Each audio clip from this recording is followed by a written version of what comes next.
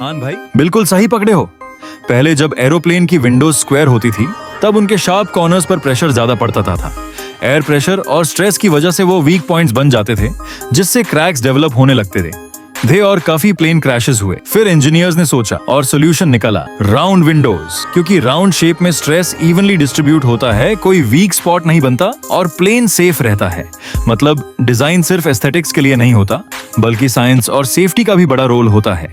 तो जब भी प्लेन की राउंड विंडोज देखो, समझ जाना कि ये एक केयरफुली थॉट आउट इंजीनियरिंग का कमाल है।